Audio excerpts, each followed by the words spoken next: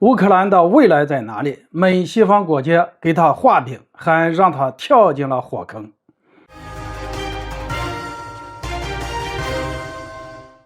大家好，我是肖映华。乌克兰的未来既不在西方，也不在东方，而在乌克兰人民自己的手中。俄乌冲突打到现在，大家都在关心一个问题，就是什么时候结束这场冲突呢？从目前的战况来看，还没有定论。但是有一个问题已经非常清楚，那就是乌克兰败局已经显现。为什么这么说呢？我认为俄乌这一仗把乌克兰给打懵了。大家知道，乌克兰从1991年前苏联独立出去之后，历任总统都不好当，因为亲俄的总统要挨揍，换上亲美的总统也要挨揍，也就是我们说的向东看挨揍，向西看还要挨揍，把乌克兰给打懵了。到底怎么抉择，乌克兰才能走出困境，找到国家和人民幸福生活的正确道路呢？其实乌克兰处于非常有利的一个地缘政治战略环境，守着一块让欧洲和亚洲都十分羡慕的风水宝地，只要不站队、不惹事儿，保持中立、保持定力，就会成为欧亚国家的香饽饽。向东看会赚得盆满钵满，向西看也会赚得钵满盆满，成为东西方巴结的对象。这完全取决于一个国家领导人的立场、智慧和韬略。想当年乌克兰有多富，世界上最富裕的国家之一。1988年的时候，乌克兰的人均 GDP 远远超过了中国，当时是中国的5倍之多。可过了短短的30年之后，也就是2018年，中国的人均 GDP 反超乌克兰3倍，可以说乌克兰人民的生活水平直线下降。想当年乌克兰的军事实力有多强？欧洲第2，世界第3。在前苏联解体、乌克兰独立之后，乌克兰接管的军事装备有6000多辆坦克、7000多辆装甲车、1500多架飞机、350多艘军舰，以及400多枚核弹头。当时乌克兰还直接接管了160多艘潜艇和各类水面舰艇。另外，很多世界知名的军工企业都坐落在乌克兰，比如尼古拉耶夫造船厂、马达西奇公司、安东诺夫飞机设计局等等等等。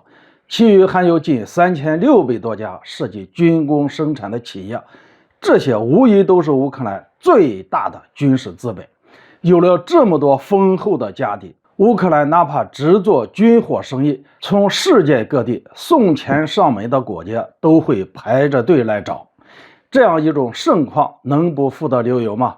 反观现在的乌克兰，已经从工业实力超群的世界第3军事强国，沦落为了欧洲最穷的国家，甚至为了得到美西方国家的3亿美元的援助，毅然决然地销毁了乌克兰手中的硬核武器1200多枚核弹头，彻底拆除了乌克兰国家最有实力的屏障。现在的乌克兰在泽连斯基的带领下，从衰败走向了毁灭。俄乌冲突这一仗尽管还没有最终结束，但乌克兰失败已成定局。从目前来看，乌克兰已经在这场战争中输得一干二净，输得精光。一是国土给打丢了，俄乌冲突这一仗，乌克兰丢了乌东的卢甘斯克、顿涅斯克、扎波罗热和赫尔松，并且这4个州已经并入俄罗斯版图，成为俄联邦的领土。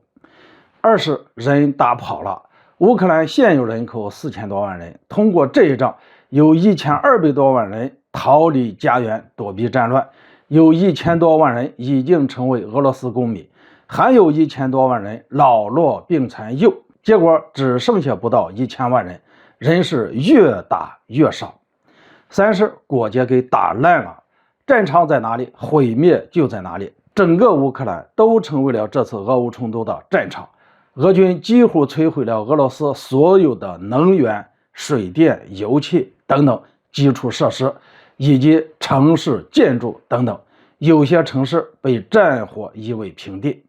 四是债务打高了，美西方国家援助乌克兰的武器、装备、资金，秋后都要算总账的。这样算下来，乌克兰国家和人民永远欠下了美西方国家还不完的债。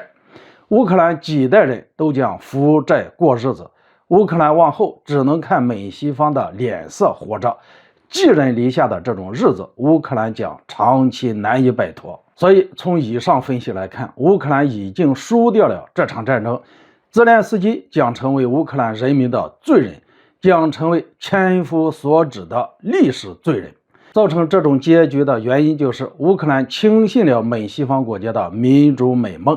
乌克兰一直被美西方画出的民主大饼吸引，主动靠近美西方，崇拜美西方，听从美西方。乌克兰要为美国人战斗到最后一个乌克兰人倒下，宁可毁灭一个国家，也要为美国献出一切。这就是乌克兰有一位对国家和人民极不负责任的泽连斯基总统。在美西方意在背信弃义之下，乌克兰最终落了个人财两空。另外，乌克兰的历史就是俄罗斯不断为其两肋插刀，赶走外敌入侵，帮助乌克兰成长壮大的历史。了解历史的网友们知道，没有俄罗斯的庇护，就没有现在的乌克兰。另外，从经济角度讲，乌克兰和俄罗斯有着千丝万缕的联系。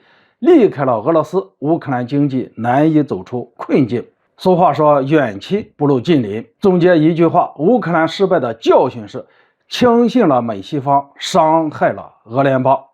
好了，今天就说到这里，咱们下次见。